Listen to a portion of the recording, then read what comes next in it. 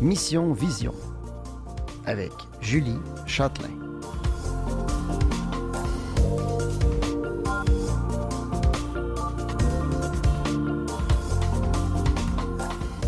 Bonjour tout le monde, ici Julie Châtelain, je suis très heureuse de vous retrouver dans Mission Vision. Ah, cette belle émission où est-ce qu'on parle de l'handicap visuel avec des personnes avec handicap visuel ou d'autres qui n'en ont pas, mais je les amène à se questionner sur qu'est-ce que c'est le sens de la vue. C'est quoi l'importance qu'on porte sur ce sens? Et aujourd'hui, je vais recevoir deux invités qui ont eux-mêmes un handicap visuel.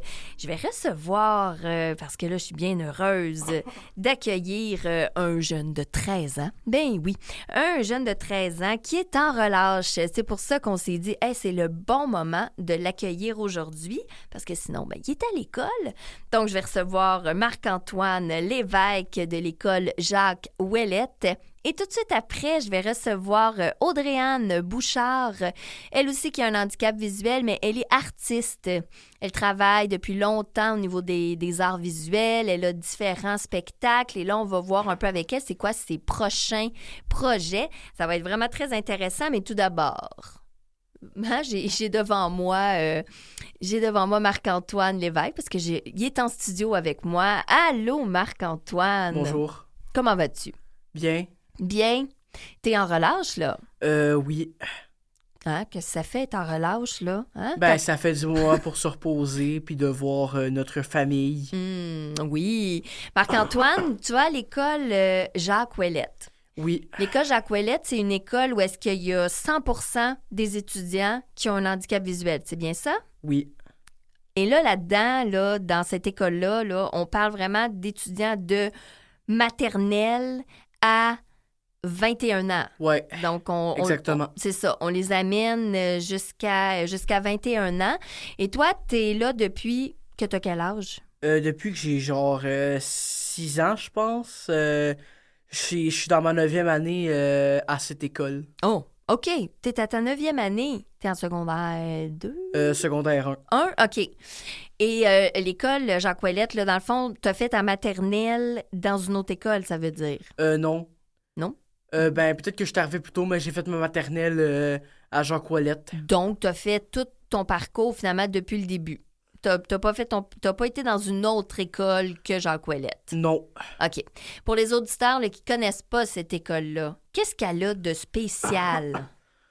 C'est une école en déficience visuelle, fait que tous les profs sont là pour nous aider. Oui. C'est tout le monde avec des déficiences visuelles.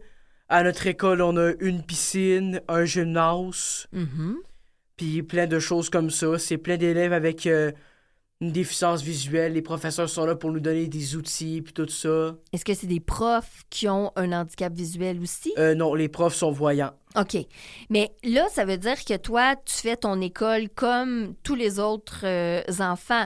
Mais là, exemple, tu vas avoir des matières comme du français, des mathématiques. On va avoir des matières comme ça, mais ça va être comme... Peut-être que le rythme va être un petit peu moins... va être un peu moins... rapide que dans les écoles régulières. OK. Mais en même temps, on t'apprend, exemple, le français, t'apprends le français avec... j'apprends toutes les matières, sauf que le rythme est comme un peu moins rapide. Oui, mais moi, ce que je veux savoir, là, c'est que justement, là, c'est que, exemple, t'es en train d'apprendre le français, mais là, ça veut dire que t'as des adaptations qui sont là pour t'aider. Le braille, t'as-tu un ordinateur? Oui, j'ai un ordinateur portable avec une plage tactile. Une quoi? Une plage tactile. Plage tactile. Qu'est-ce que c'est, ça? C'est un clavier pour qu'on puisse... les élèves en braille, pour qu'on puisse écrire dessus. Est-ce que tu écris en braille? J'écris avec une dactylo-braille. OK, donc tu parles... Toi, tu utilises le braille? Ouais, j'écris avec une dactylo-braille. OK. Puis j'écris à l'ordinateur avec ma plage tactile.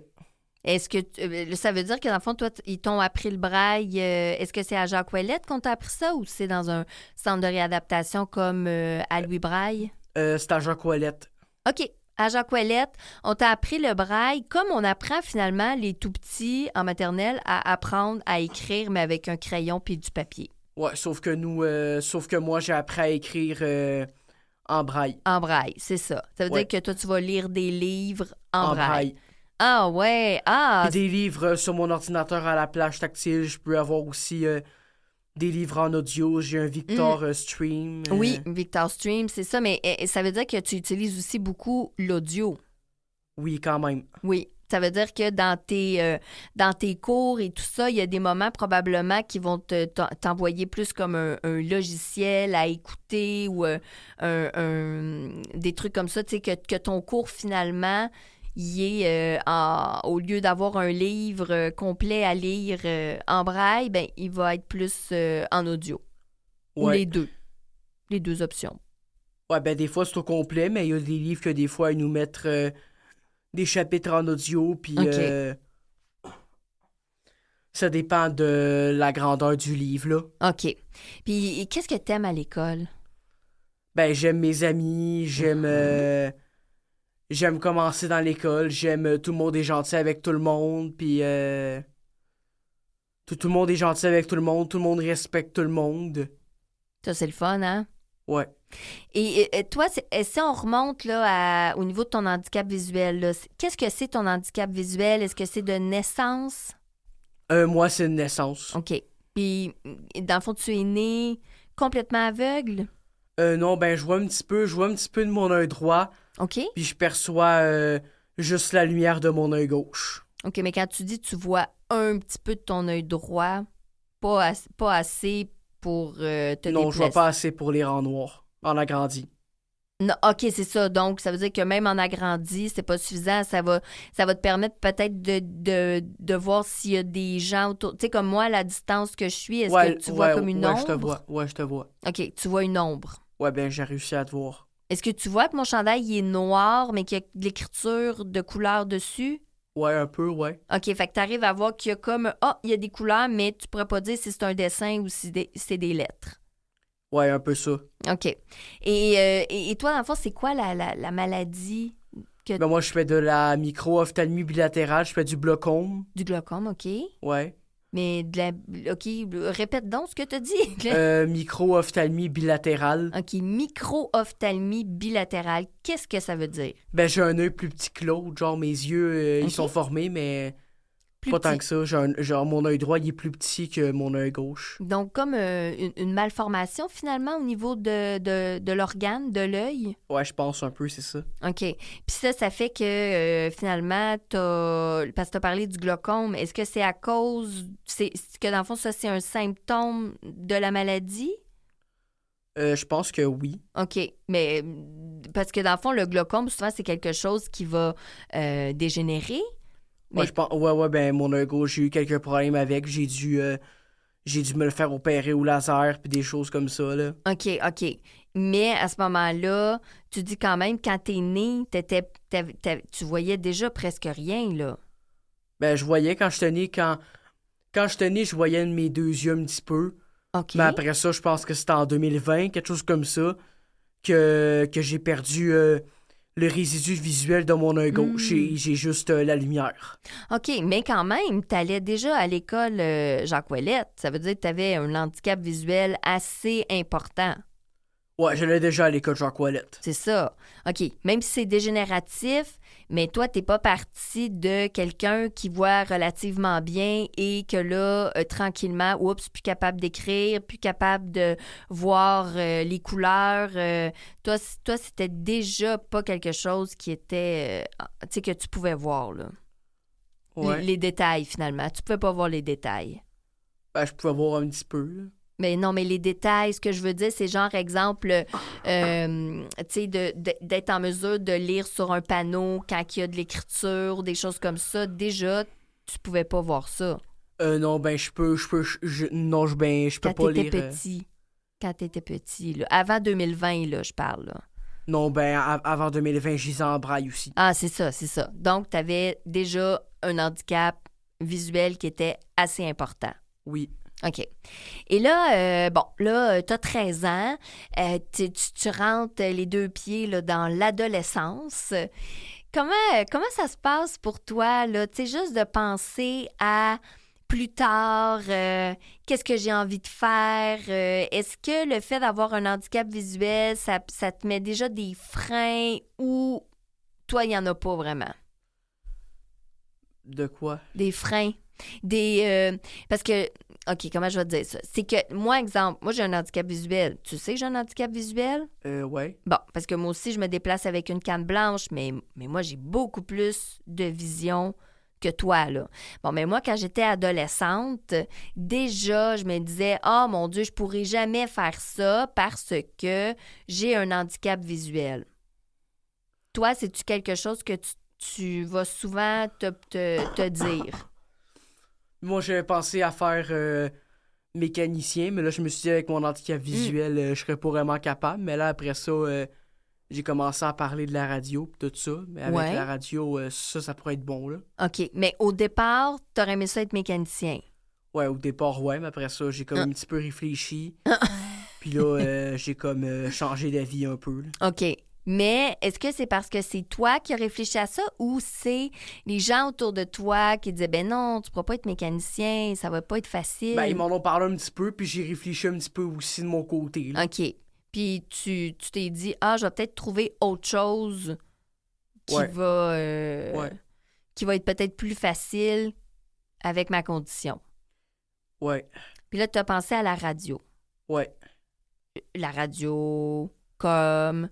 Qu'est-ce que tu veux dire? Faire de la radio? Ben, être animateur de radio, des choses comme ça, là. OK. Fait que là, c'est pour ça qu'aujourd'hui, tu étais content de venir t'asseoir dans un studio de radio. De là, pourquoi on s'est arrangé pour que ça soit dans une... Durant la semaine de relâche. Oui, c'est ça, parce que sinon, ben, tu étais à l'école, on aurait peut-être pu s'arranger que tu manques un petit temps pour le faire par téléphone, mais c'est ça, comme on disait avec ta maman, ben, tu sais, toi, tu t'en C'est mieux en direct comme ça. Ben oui, parce que là, tu goûtes à c'est quoi un studio de radio. Est-ce que c'est la première fois? Non, ben j'avais déjà été dans les studios de Boom FM, là. Ouais. Parce qu'ils sont venus à l'école. Ah oui, ils sont venus à Jacques Ouellette. Ouais. OK. Par une professeure qui les avait invités. OK. Puis qu'est-ce qu'ils ont fait? Ben, ils nous ont jasé. C'était l'émission du réveil. Oui. Ils nous ont jasé, puis tout ça. Puis moi, ben, vu que c'était moi qui aimais vraiment le plus la radio dans ma classe, oui. Ben, c'est moi qui ont invité dans un studio. Après? Non, ben, durant une semaine de relâche, durant leur émission. OK. Donc, t'es allé dans leur... Ils sont venus à ton école, puis après ça, ils t'ont invité en studio dans leur émission. Ouais. OK. Puis quand ils sont venus à l'école, est-ce qu'il y avait dans le fond leur matériel, là, avec micro et tout ouais, ça? ben, il y en avait emmené un petit peu, ouais. OK. Puis ils faisaient leur émission là? Pas dans notre école, mais ils avaient fini leur émission le matin, puis ils sont venus à notre école après. OK. Puis là... moi, durant la semaine de relâche qui s'en venait bientôt, ben, ils m'avaient invité à venir en studio. Ah oui, OK. Puis là, à ce moment-là, t'es allé dans leur émission du réveil. Ouais, c'était en direct à la radio. Je parlais pas, là. Non? Mais non, je parlais pas. Ah, OK, plus ben, comme j'avais observateur. Dit un mot, j'avais dit un mot, mais ils m'ont dit qu'en ondes, ils voulaient pas que je parle. OK. Mais j'étais là, tu sais, j'assistais là. Oui, c'est ça. Donc, t'étais assis dans le studio, mais t'étais pas comme là, tu sais, qu'on fait une entrevue. Ouais, j'ai jasé avec eux autres durant les pauses publicitaires, durant la musique. Mais pas au micro en direct, là. Non. Que les gens y entendent, là. Non. Et à ce moment-là, c'était qui les animateurs? C'était Jeff Paquette puis Amélie Paré. Est-ce que tu connaissais déjà? Oui, ben c'est eux qui étaient venus à mon à l'école. Oui, mais c'est ça. Mais avant d'être venu à ton école, est-ce que tu les connaissais déjà? Ben, je savais qu'ils étaient à la radio, mais non, je les connaissais pas. OK. Puis donc, ça veut dire que comme tu savais que c'était... parce que des fois, on fait « Oh mon Dieu, c'est tellement quelqu'un que j'avais envie de rencontrer un jour. » Toi, c'est-tu des personnes que tu t'étais dit « Ah, si je pouvais les rencontrer. » Ben, la réponse... Ben non, je m'avais pas dit ça, mais là, ma prof... ben là, il y avait une de mes profs là, qui avait fait qui avait été invitée à leur émission. OK. Fait que là, ben là, elle leur avait parlé de ça, puis elle m'avait parlé de ça à toute la classe. Puis là, nous, on a dit oui. Puis là, quand ils sont venus, ben là, ils m'ont dit qu'elle aimait inviter moi parce que c'est moi qui qui aimait plus la radio dans la classe. OK. Puis à ce moment-là, quand t'es allé en studio, là, qu'est-ce qui s'est passé pour toi, là? Tu sais, quelle émotion t'as ressenti? Ben, j'étais content d'être là. Je pouvais pas parler, mais j'étais content d'être là. Ben oui. Puis est-ce que tu t'es dit, hey, je pourrais être à la place de... Ouais, je pourrais être à leur place. À leur place, c'est ça. Puis cet exemple, là, je te disais, OK, t'as carte blanche, là. Tu peux faire une émission de radio. Ça serait quoi le sujet? Qu'est-ce que tu aimerais faire? Ben, je parlerais beaucoup de hockey. Ah ouais? Ouais. Tu ferais une émission un peu comme, tu sais, sportive avec, voyons, comment il s'appelle, là? Ron Fournier, là? Ou est-ce que là, on parle de hockey? Je sais Ouais. pas si tu le connais, Ron Fournier. Tu connais-tu Ron Fournier? Ça me dit de quoi, là? Oui, c'est ça. T'es peut-être un peu jeune. Un peu jeune. Tes parents, ils doivent le connaître. Mais c'est ça, lui, il faisait une émission 100%, c'est juste du hockey. Là. Tu sais, les gens qui appellent, c'est pour parler du hockey, c'est pour chialer sur le dernier match de hockey. C'est que ça, l'émission. Toi, c'est-tu un peu ça que tu aimerais faire avec vraiment juste du hockey ou on parle de sport de façon générale? Ouais, juste le hockey, ça pourrait être bon. Ah ouais, OK, juste le hockey. Puis qu'est-ce que t'aimes justement dans le hockey? Ben, j'aime tout, là. OK, t'aimes tout. Mais Ouais. tout, c'est quoi ça, tout? Il y a beaucoup de choses, là, au Ben, hockey, les là. buts, les mises en échec, les arrêts, OK, l'ambiance qu'il y a dans une arena, le son que ça fait, puis... OK. Mais est-ce que justement, t'aimes le hockey à l'aréna ou t'aimes ça écouter le hockey chez toi, à la Ben, télévision? j'aime les deux, là. OK. Question ici. Pour une fille quand même qui a un handicap visuel, mais qui se dit, je suis sûre que les auditeurs se posent la question. On se dit, OK, mais tu ne vois pas le match. Donc, comment tu fais? Ben, je le vois un petit peu, le match. Je le vois. OK, comment tu le vois? Ben, avec Mais- mes yeux. Non, je veux dire, tu peux pas voir la rondelle. J'ai de la misère à voir la rondelle. C'est pour ça que je te dis ça. Comme, Ben, je vois pas la rondelle beaucoup, mais je peux voir que de l'éclairage. Je peux voir la patinoire en face quand je suis en Ouais. vrai. OK. Puis je peux voir quand ça se déplace, là. Ah oui! Tu vois les joueurs, tu vois comme des petits points de couleur, fait que t'es en Ouais, qui se mesure... déplace un peu. Ah, donc de... Ça se déplace vite, fait que je peux Ben savoir oui. que c'est quelle équipe qui attaque parce que Oh, ils ont chacun leur zone. Fait que je peux Ok. savoir quelle équipe est en zone offensive. Après ça, c'est quelle autre équipe parce que ça se déplace vite, là. oui! OK, mais c'est ça, mais là, c'est parce que t'es un pro du hockey, là. Tu sais, Mhm. pour même être en mesure de savoir les mouvements, puis dire que, tu sais, ah, OK, eux autres, ils se déplacent vite, donc c'est parce que c'est l'équipe qui est en offense et en défense. Puis c'est qui ton équipe préférée?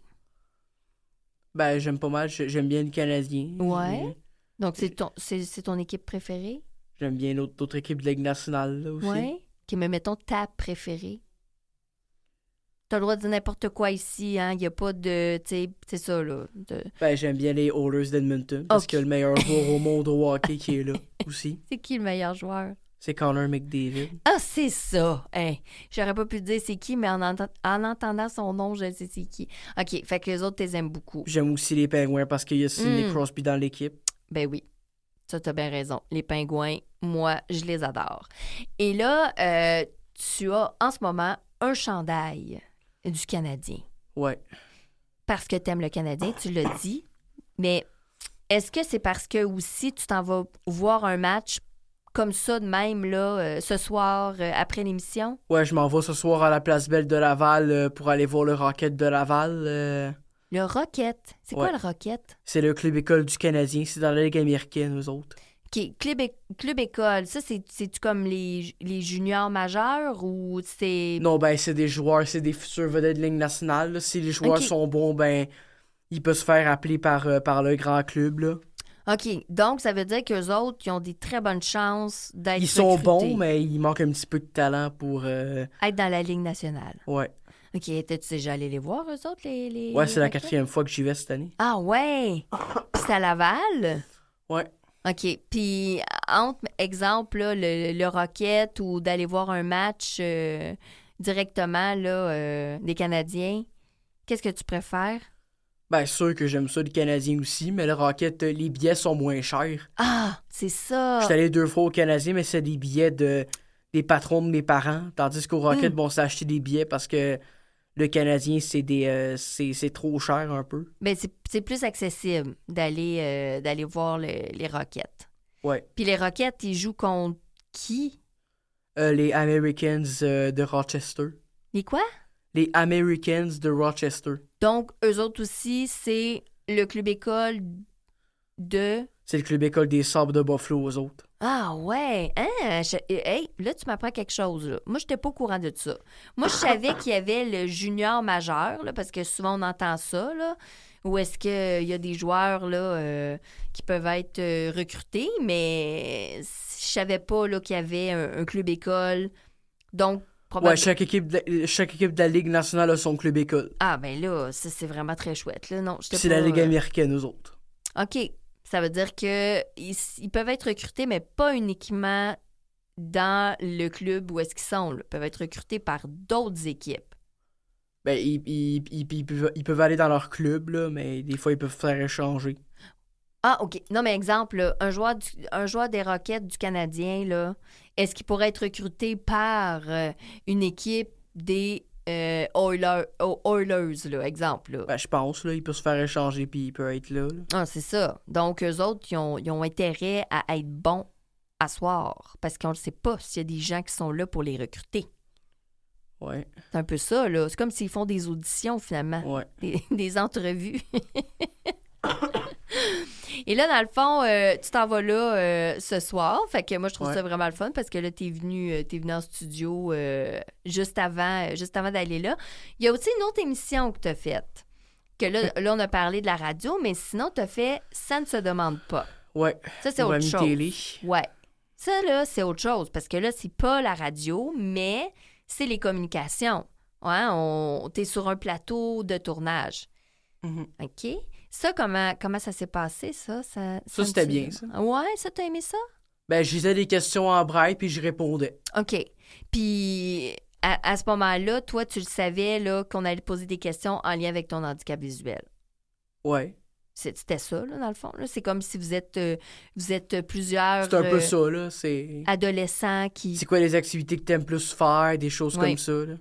Puis là, tu répondais spontanément.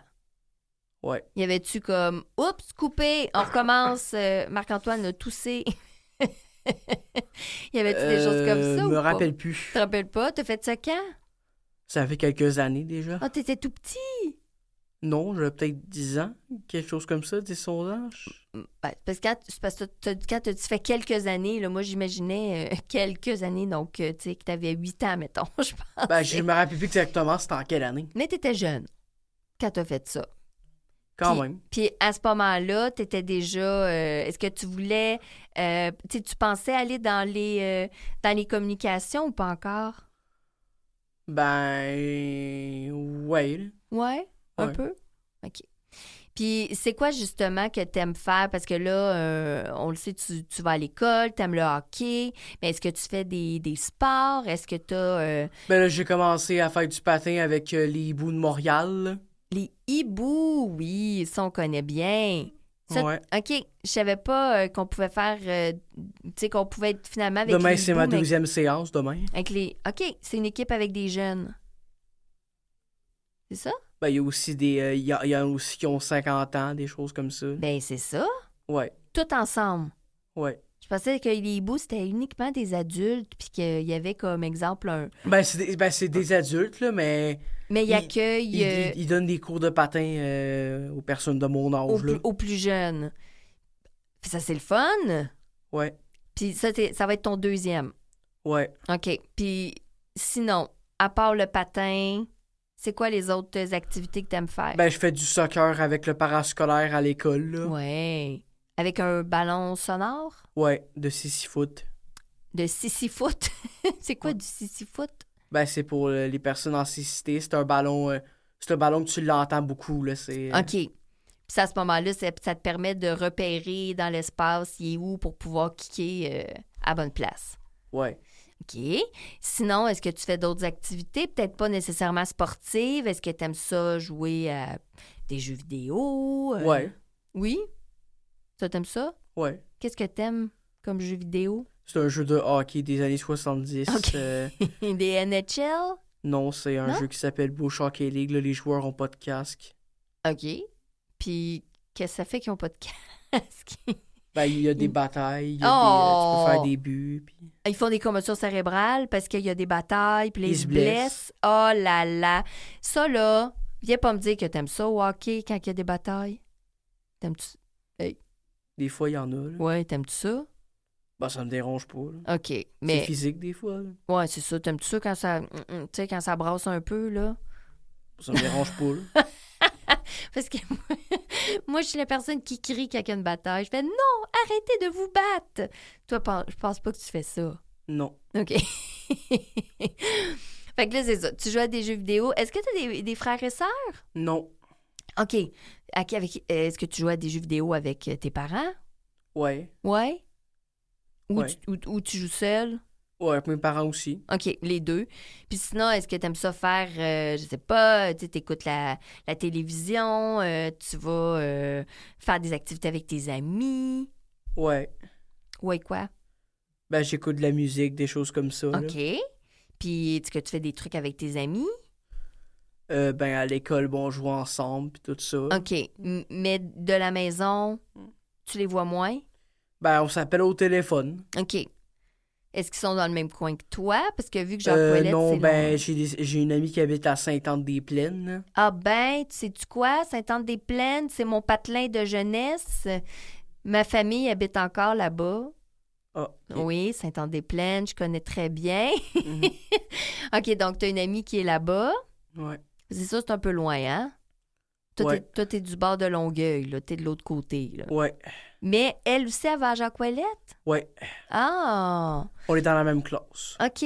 Ah, je savais pas que c'était aussi large, le territoire, là. Donc, c'est vraiment, c'est régional. Fait que c'est pour ça aussi, quand tu développes des amitiés, c'est pas comme quand tu as des amis dans la même rue que toi quand tu vas dans une petite école de quartier, là. Ouais. Marc-Antoine, ben, je te remercie vraiment beaucoup d'être venu. De rien. Puis moi, j'aimerais vraiment ça, là, éventuellement, t'as envie de revenir, puis qu'on se fasse une émission où est-ce qu'on parle d'hockey, peu importe, tu choisis le thème. Ça va me faire vraiment plaisir qu'on fasse ça ensemble. Ok. Ben, merci beaucoup. Ben merci. Et tout de suite après, je vais accueillir Audrey-Anne Bouchard, qui est artiste.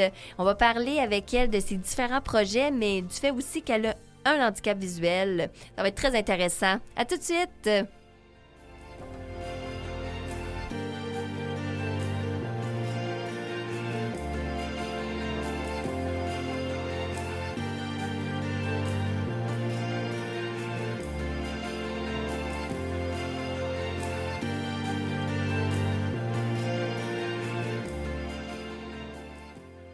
Vous écoutez Mission Vision avec Julie Châtelain. Et je poursuis avec Audrey-Anne Bouchard, qui est artiste, et puis on va découvrir son parcours autant au niveau professionnel, mais aussi personnel.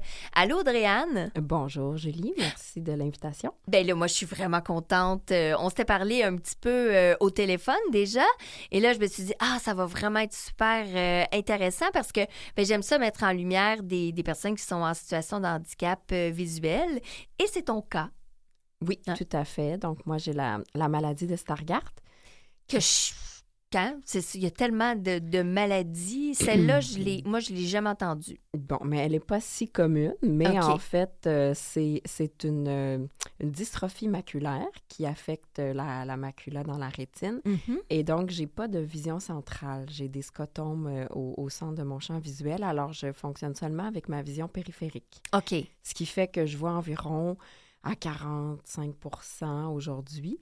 C'est une maladie dégénérative, mais OK. pour l'instant, moi, ma situation est stable, donc j'ai cette chance. OK, mais ça, c'est de naissance? Oui, c'est de naissance, OK. mais pour ma part, j'ai commencé à perdre la vue à la fin de l'adolescence, donc autour de 16-17 ans, mais ça a pris quelques années avant qu'on puisse nommer la maladie comme telle, et donc avant que je prenne vraiment conscience de comment je voyais, en fait, comment je réalisais que j'arrivais pas à lire des mots au tableau à l'école, des choses comme ça, mais je comprenais pas exactement qu'il me manquait des portions dans l'image. Ça veut dire que toute petite, toi, tu t'es comme développée normalement, tu voyais, Oui, je voyais très bien. Il n'y avait pas du tout de limitation à ce moment-là? Non, pas du tout. Puis il y a pas d'autres cas dans ma famille, donc c'est pas non plus quelque chose qu'on surveillait ou qu'on soupçonnait. OK. Et là, à ce moment-là, quand ça a commencé, comme tu dis, là, tranquillement, ça s'est mis à dégénérer et ça a pris quand même encore quelques années avant qu'ils disent « voici le diagnostic ». Exactement. Mais je dirais que moi, dans mon champ visuel, j'ai pas une tache noire ou un... C'est vraiment plus comme un angle mort, donc il me manque une partie de l'image. Mais c'est difficile à comprendre quand tu vis avec ça parce que c'est quand le médecin, en fait, m'a demandé de regarder tout droit, puis là, elle mettait des choses vraiment au centre de mon regard que là, j'ai réalisé, c'est à cet endroit-là que je ne vois pas. Mais avant ça, j'avais des difficultés, mais je pensais, j'ai besoin de lunettes, comme d'autres enfants. Puis là, j'ai eu des lunettes. Ça n'a pas tant amélioré la situation, mais à force de faire comme ça des recherches, puis c'est tant qu'on ne voit pas le bon spécialiste qu'on... et justement, dans ton type de maladie, c'est quel spécialiste qui est le bon? Oui, donc c'est vraiment un neuro-ophtalmologiste qui va se spécialiser surtout dans la rétine. OK. Vraiment au niveau de la rétine. Oui. Donc, un rétinologue, tout ça. Mais en fait, ce que je trouve quand même je veux dire intéressant dans le sens que moi, j'aime ça découvrir des nouvelles, même maladies, là, des conditions au niveau de l'œil, parce que je trouve que c'est quand même assez fascinant. C'est parce qu'on entend souvent les mêmes maladies. On entend souvent le glaucome, rétinite pigmentaire, dégénérescence maculaire, des décollements de rétine. C'est souvent les mêmes. Commun, oui, c'est ça. Comme moi, j'ai la DMLA. D'accord. Donc, ma macula, elle est affectée, mais clairement pas de la même façon que ta maladie à toi, parce que sinon, ils appelleraient ça la même chose. Exactement, c'est un peu différent. Et moi ce que ça fait, c'est que ça assombrit, c'est comme si... Parce que là, toi, tu disais, c'est pas comme si ça faisait ça, tu parlais d'un angle mort, mais moi, c'est comme si ça crée une tache. Moi, ça crée vraiment comme une tache au centre. Donc, tranquillement, c'est tout croche, là. C'est ondulé, c'est plus des lignes droites, c'est rendu tout est courbé. À un moment donné, là, ça fait que tu perds des petits bouts. Puis là, tranquillement, ça devient une espèce de tache grise. Jusqu'à temps qu'à un moment donné, ça peut devenir une tache noire, dans le milieu. D'accord. Mais toi, c'est pas ça? Pour l'instant, non. Moi, j'ai pas de... C'est un peu comme quand on regarde une lumière un certain temps. Ça me fait un petit halo, mais comme plus. quand c'est ça, un petit halo un peu bleuté ou vert ou... Oui, ou pour ma part, c'est vraiment comme lumineux. C'est vraiment blanc-jaune, là, la couleur de la lumière. Dans le centre. Oui. Comme si c'est un peu blanc, on va dire une lumière, là, comme quand tu te fais faire un examen de rétine, là, où est-ce qu'ils t'agrandissent, ils te mettent les gouttes pour dilater ton œil, que là, ils disent regarde en haut, regarde à droite, c'est épouvantable. C'est c'est souffrant. Ça a l'air de rien, mais c'est vraiment souffrant parce que tu forces tellement pour essayer de... parce que tu es complètement aveuglé. C'est pas que ça brûle, mais on dirait que ça brûle. En tout cas, c'est bien spécial. Fait que puis après ça, tu vois pas rien, là. Tu vois, t'es aveuglé complètement. On le sait que c'est temporaire, là. Mais ça veut dire que toi, à ce moment-là, t'as ça tout le temps dans le centre, mais tu vois bien les contours, ta vision périphérique. Exact. Donc, tu peux... Parce que t'es arrivé, t'as pas de canne blanche. Non, j'ai pas de canne blanche pour le moment. Peut-être, éventuellement, ça deviendra un besoin avec une baisse de vision. Mais pas pour l'instant. Pour l'instant, ça va, étant donné que j'ai ma vision périphérique, j'arrive à bien m'orienter. OK. Puis j'ai développé aussi ce qu'on appelle la vision excentrique, donc c'est-à-dire que je regarde, je trouve un peu, j'arrive à focaliser sur des points précis en regardant un peu à côté. À côté, exact. Un peu croche, là. C'est cela. Oui, c'est ça. Souvent, on arrive on se tasse la tête un peu de cette façon-là, puis on va chercher des bouts qui nous manquent, là. On développe plein de petites stratégies. Et là, y a-t-il des traitements pour cette maladie-là? Tu sais, comme la dégénérescence maculaire, c'est des injections qui... En tout cas, des fois ça marche, des fois ça marche pas, mais il y a quand même un traitement. Toi, la maladie que tu as, y a-t-il des traitements? Pas pour l'instant. OK. C'est dégénératif. C'est cela. Il n'y a pas d'opération, il n'y a pas... Non, pas pour l'instant. Il y a beaucoup de recherches quand même. Oui, Mais pour l'instant, il n'y a pas de solution encore trouvée. Et est-ce que c'est une maladie qui te prépare déjà à dire qu'éventuellement, c'est une cécité complète? En fait, majoritairement, non. Mais j'ai connu des gens qui ont la maladie de Stargardt qui ont une cécité complète. C'est plus rare. C'est comme une forme plus aiguë. OK. Mais d'une personne à l'autre, c'est un peu différent. Donc, on ne peut pas trop prédire. S'il y avait des gens dans ma famille qui l'avaient, je pourrais me comparer un peu à eux. Oui. Mais comme ce n'est pas le cas, c'est un peu l'inconnu. Mais... Il y a des choses qu'on peut faire pour prévenir, comme porter des verres fumés, pour le soleil. Pour le soleil et donc limiter. Dans le cas de Stargardt, c'est vraiment dû aussi à la vitamine A. Ah, oui. Donc, en fait, c'est... T'as comme un supplément. C'est ça, c'est qu'on n'a pas le gène qui permet de l'éliminer. Donc, elle va se déposer sur la rétine. Donc, c'est vraiment de faire attention aussi à la consommation de vitamine A. De pas trop en prendre, dans le fond. Ça? Ben, oui, tu sais, les médecins... Mon spécialiste me disait, bon, tu peux pas t'empêcher non plus de manger tout ce qui a de la vitamine A, mais tu sais, de pas prendre des suppléments, par exemple. Ah, c'est ça. OK, donc toi, c'est le contraire, pas de suppléments. C'est ça, OK, tu vois, quand tu as la dégénérescence, c'est le contraire. Ils veulent que tu prennes un supplément avec la lutéine, vitamine A, tout ça ensemble. Là. D'accord. Donc OK, toi, c'est le contraire. Exactement. OK.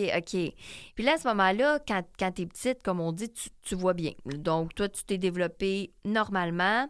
Et là, à quel âge qu'on a su, là, vraiment, tu as la maladie Stargardt? Oui, je pense que j'avais 19 ans. OK. Oui, j'étais à la fin de mon cégep et j'ai étudié en arts visuels. Déjà, c'était ça, en fait, ma question, tu sais, c'est de voir si tu avais déjà commencé le processus. Ben oui, tout à fait. Okay. Moi, depuis tout petite, j'ai toujours dessiné et à la fin de mon secondaire, j'ai fait mon collégial en arts visuels. OK.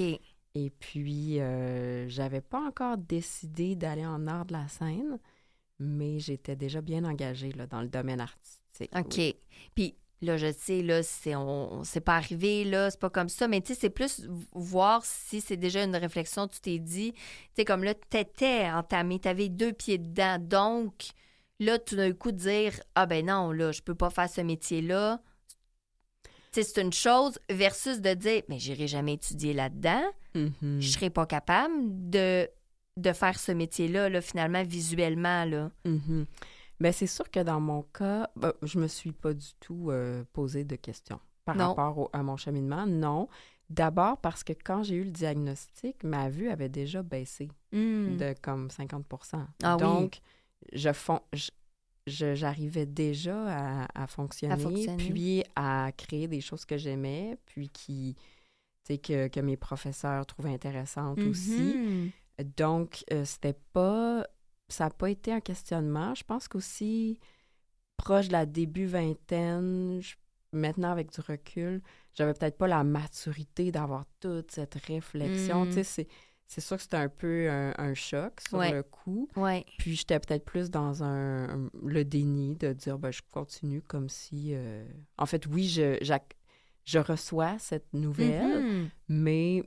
au quotidien, ça va pas changer mon quotidien, mon parcours. Puis ça l'a pas changé mon quotidien non plus parce que je vivais déjà avec le handicap. Mais sans le savoir, c'est ça. Le fait d'avoir le diagnostic, ça fait que j'ai pu avoir une référence vers un centre de réadaptation. Oui. Puis plein d'outils pour m'aider à faire ce que je faisais déjà, sans les outils. C'est ça la différence. Exactement. Donc à ce moment-là, pour moi, c'était vraiment ça.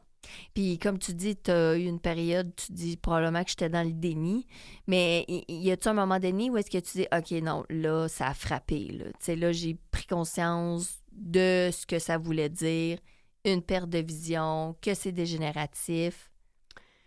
Pas tant. En fait, ce qui était difficile, moi, je viens de la ville de Québec, et donc, j'avais 18-19 ans, c'est ça. Donc, le fait de ne pas pouvoir conduire, pour moi, c'était le plus gros deuil. Je dirais que ça l'est encore aujourd'hui. Parce que ça, c'était clair? C'était clair. Mais ça, est-ce que tu as déjà conduit puis on t'a dit non, là, c'est terminé, ma J'ai belle? eu mon permis temporaire. Donc, j'ai conduit avec quelqu'un à côté de moi. Là, mais quand même. Quand même, Tu oui. t'es assis. Oui. Puis C'est venant ça, d'une dans ville une où il n'y a voiture. pas de métro, tu sais, le Non, transport en oui. commun est moins développé, Oui. c'était vraiment nécessaire. Mais maintenant, à Montréal, je vis bien sans. Oui. Mais donc ça, c'était un deuil. Par la suite, ce qui s'est plutôt passé, en fait, c'est que j'ai été très soutenue déjà par les intervenants autour de moi. Tu sais, on m'a donné beaucoup d'exemples d'artistes qui vivaient avec des conditions visuelles spéciales, Ouais. comme il y a des gens qui disent que Van Gogh voyait beaucoup en jaune, donc c'est pour ça qu'il y a beaucoup de jaune dans ses toiles. Ah! Après ça, on disait que Monet, quand il a développé l'impressionnisme, c'est aussi parce qu'il voyait quand même flou. Toutes sortes de... Je sais pas, après, je peux aller vérifier Non, mais l'exactitude de tout ça. En même temps, il y a beaucoup d'artistes visuels qui ont... Tu sais, que c'est souvent quelque chose qu'on va entendre. Tu sais, qu'il y avait différentes conditions d'handicap, là, tu sais, avec leur sens, avec... même au niveau cognitif, là, tu sais, Tout à fait. Donc, ça m'a plutôt comme encouragée, puis convaincue que j'étais dans la bonne voie. Puis après, c'est plus quand j'ai... Donc là, après, mon parcours un petit peu bifurqué parce que avant la fin de mon cégep, j'ai décidé finalement de m'orienter plutôt vers la scène et donc de faire des décors. parce que tu disais plus au début, c'était art visuel. Exactement. Au début, je deviens artiste peintre. Est-ce que je fais des installations, tout ça? Oui. Mais il me manquait vraiment le côté du travail d'équipe. Oui. C'est quand même assez solitaire, tu sais, artiste visuel. Et donc, moi, j'ai fait de la danse aussi toute jeune pendant tout mon secondaire. Et puis, c'est quelque chose qui me manquait. Donc, j'ai trouvé ce programme-là ça s'appelle Design for the Theatre à l'Université Concordia, mais c'est comme scénographie où on étudie les décors, les costumes, les éclairages. Et je suis déménagée à Montréal pour étudier dans ce programme. OK. Et finalement, j'ai entamé une carrière comme conceptrice d'éclairage à Montréal. Et c'est au fil de cette carrière-là, j'ai rencontré des gens qui m'ont dit, mais le fait que tu vois différemment, ça doit influencer ta manière de créer. Puis, c'est sûr. Moi, je m'étais pas trop posé la question. Oh non! Pas tant, parce qu'au début, tu veux un peu rentrer dans le moule. Tu veux que les gens aient envie de travailler avec toi. Tu veux dire, ben moi, je travaille comme tout le monde. Mais après, je suis allée faire une maîtrise en Europe, en France, puis j'ai décidé de faire mon sujet de recherche sur l'intégration de la projection vidéo dans les performances. Mais c'est vraiment là que j'ai réalisé, wow, mon métier est très visuel, en fait. Mais mon Dieu, tellement! Je fais un métier de l'image. On dirait que ça m'avait jamais frappé avant. Oui. Et puis, j'ai commencé à réfléchir à comment on pourrait communiquer la danse et le théâtre au-delà de la relation visuelle qui prime entre performeurs-spectateurs. Donc, tout est parti un peu de là, mais à ce moment-là, je dirais que le fait de ne pas voir, c'est devenu plutôt comme un chemin pour découvrir des nouvelles façons de faire que de me dire, ah ben là, je peux pas faire ce métier-là. C'est pour répondre à ta question. Oui, mais... Ça a été plus ça, le cheminement. C'est comme si finalement, c'est devenu un levier. Hein? C'est comme si ça t'a élevé puis ça t'a amené vers... Parce que, tu sais, des fois, on peut faire ça, tu sais, de dire, hey, je vais aller vers, et des fois, c'est dans l'évitement. Et les personnes qui sont en situation de handicap visuel, souvent, c'est le mécanisme qui est le plus utilisé, l'évitement. Je ne vais pas sortir de chez nous comme ça. Je ne vais pas être challengée sur qu'est-ce qui pourrait arriver. C'est parce qu'on n'a pas vraiment le contrôle. Non. Alors que, ben moi, je suis comme toi. Moi, je vais vers. J'utilise finalement ma condition pour amener ça à finalement créer autour de ça. On a aussi quand même, je pense, une certaine autonomie qui permet que c'est plus facile. Mon Dieu. Je comprends que... Parle-moi d'autonomie, je veux dire, moi, c'est ma vie. Moi, si j'ai pas d'autonomie, là, pouf! Ben c'est ça, je peux comprendre que quelqu'un qui perd peut-être la vue plus drastiquement d'une journée à l'autre, c'est moins facile. Là. Oui. Je veux dire, moi, ça a été quand même... graduel. Je dis pas que ça a été facile pour moi, mais je veux dire, j'ai quand même eu des conditions... qui ont favorisé, si on veut, mon parcours aussi, je pense. Puis moi, j'ai envie de te dire que je pense aussi que c'est une question de personnalité, point, à la base. Parce que, tu sais, moi, on m'avait déjà dit ça aussi, que c'est pas parce que tu as un handicap que tu vas développer toutes l'espèce de proaction de vouloir être dans l'autonomie au maximum.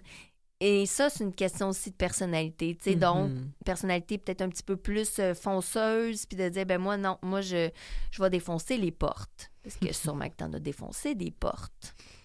Peut-être, tu sais.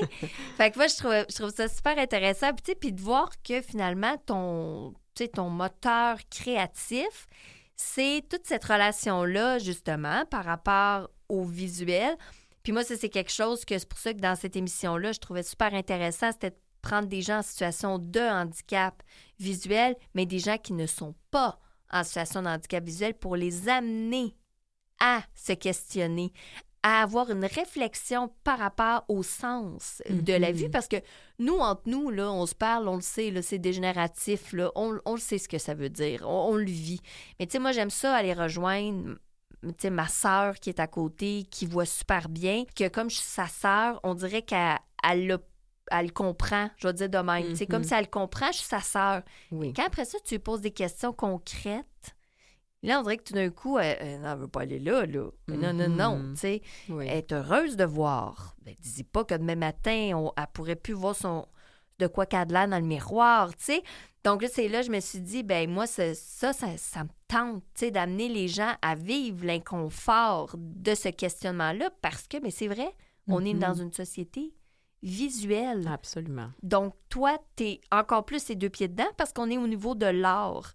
L'art, c'est visuel, là. Tout est visuel. Oui, ben c'est sûr qu'il y a la musique, il y a plein de formes dans l'art, mais l'art du spectacle... Ben non, mais l'art du spectacle, c'est ça, tu sais, je veux dire, oui, tu peux écouter de la musique, mais tu sais, c'est souvent la musique, elle va être vue, elle va être, tu sais, les réseaux sociaux, tu sais, Oui, on est dans un monde où on promouvoit tout à travers le visuel. Même dans mes demandes de subvention pour pouvoir créer mes projets, je crée des vidéos de mes œuvres. Puis j'explique, c'est ça. Voici une vidéo de mon spectacle, mais ce n'est pas comment le spectateur le reçoit parce que les spectateurs et spectatrices ne voient pas dans l'expérience. Mais, OK, donc justement, toi, comment tu bâtis ton show, là?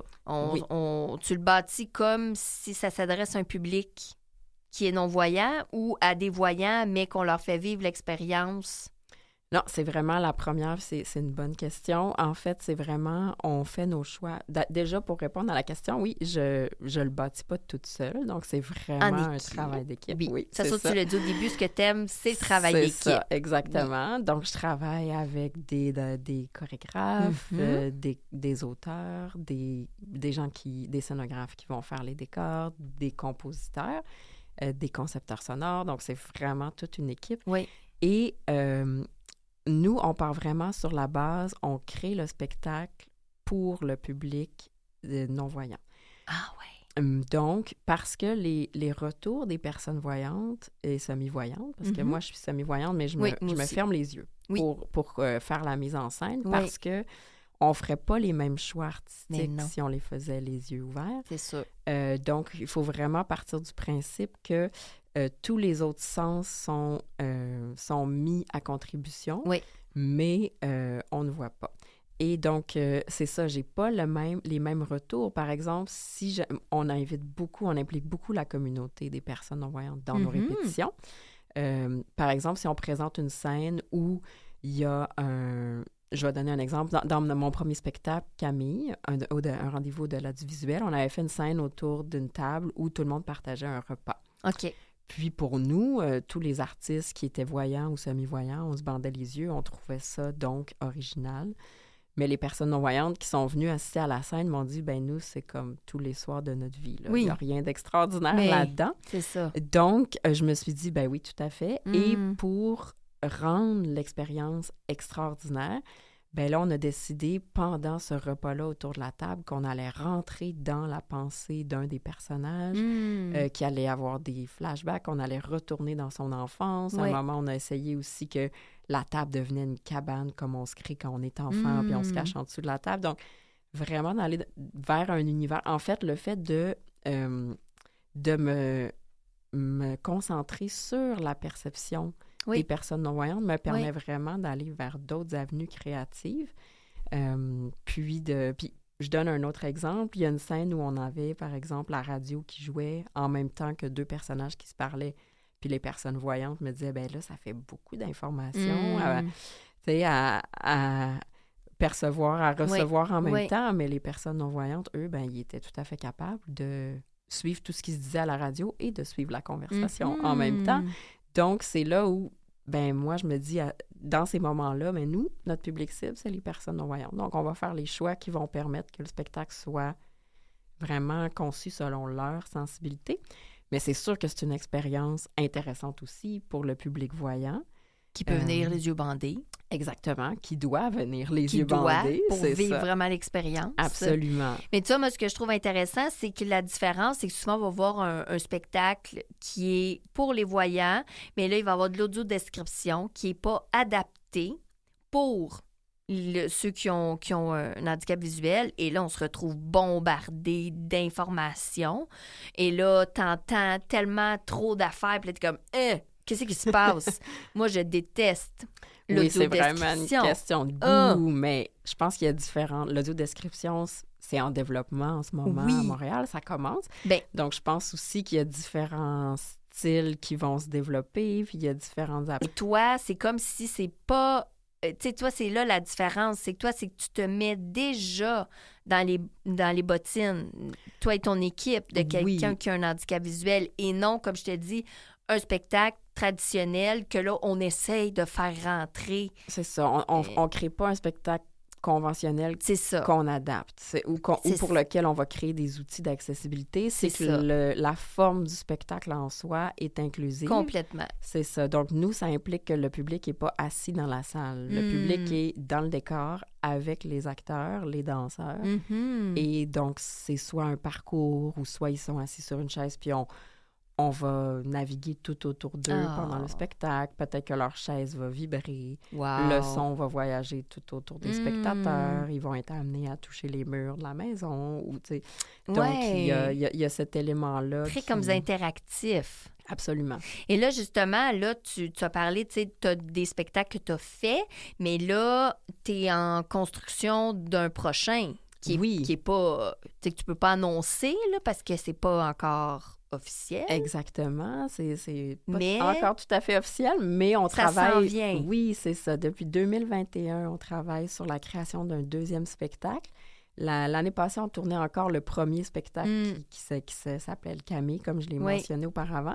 Le deuxième spectacle s'intitule pour l'instant Fragment. On verra si c'est ça pourrait évoluer, c'est ça qui arrive. Oui, exactement. Ça pourrait évoluer. Quoique, je pense que c'est un bon titre pour le moment. Fragment, là, oui. Oui, tout à fait. Puis, c'est vraiment sous le même principe où les spectateurs vont être invités dans l'espace de la performance. Ouais. Et ils vont être en interaction avec les personnages. C'est à la fois, je dirais que c'est comme un mélange de danse-théâtre. Donc, on travaille avec des danseurs, on travaille beaucoup à communiquer le mouvement du corps par le mouvement, par le contact physique. OK. Et donc, c'est cela. C'est un spectacle qui raconte l'histoire de, pour l'instant, deux femmes qui ont habité une même maison, mais à deux époques différentes. Oh, wow! Et donc, on fait un peu ce saut-là dans les époques. Dans les deux espaces-temps, mais ça, dans le fond, comme tu dis, il n'y a pas encore de date officielle, mais exemple que vous souhaitez, c'est quoi, à l'automne? Oui, 2025? ça serait à l'automne 2025. OK, fait qu'à ce moment-là, tu vas pouvoir revenir avec dans mon plaisir. émission pour là officialiser et nous en parler. Avec pour plaisir. Dire, là, c'est telle date à telle salle, parce que là, c'est pas le cas, mais on sait que c'est projeté là, pour l'automne. Absolument. Et ça va être à Montréal? Oui, ça va être à Montréal. Bon, c'est sûr. Fait que moi-même, je vais pouvoir aller m'asseoir et vivre cette expérience-là. Moi, j'ai vraiment très hâte parce que quand je voyais, déjà, je cherchais, je me disais, voyons, où sont prochain spectacle? Là, je veux y aller. Oh non, il n'y en a pas. Tout à fait, ça s'en vient. Mais ça s'en vient. Mais ça a été vraiment un plaisir immense de t'accueillir dans mon émission. J'aime beaucoup ton parcours. Je trouve que tu sais, je me retrouve dans plusieurs trucs que tu as dit. Puis en même temps, ben, je trouve ça beau, tu sais, de voir comment que le côté artistique, tu sais, comment ça va nous nourrir. L'handicap, finalement, va nourrir la création. Puis moi, j'aime ça, tu sais, quand je rencontre des personnes qui utilisent ça comme un moteur. Puis je trouve que tu représentes bien ça. Ben merci beaucoup. C'est tout à fait réciproque. Merci pour la belle invitation aujourd'hui. On peut te suivre sur les réseaux sociaux, hein? Oui, tout à fait. Donc, j'ai une page qui est Audrey-Anne Bouchard, conceptrice Au-delà du visuel sur Facebook. Oui. Et sinon, on a un site web aussi qui est tout à fait accessible. Audrey-Anne Bouchard? Non, c'est vraiment www.audeladuvisuel.com. OK. Exactement. Mais même moi, quand j'ai écrit Audrey-Anne Bouchard, ça Oui, m'a amené... ça va vous amener. C'est ça, exactement. Absolument. Ben, merci beaucoup, Audrey-Anne. Ça a été une super de belle émission aujourd'hui. J'étais contente de passer ce beau vendredi avec vous. Donc, Marc-Antoine Lévesque, 13 ans, vous allez pouvoir le retrouver finalement quelque part sur une patinoire éventuellement. Et sinon, ben merci, Audrey-Anne. Mathieu Tessier à la mise en onde. Et nous, on se retrouve la semaine prochaine pour une autre belle émission de Mission Vision. Bye bye tout le monde!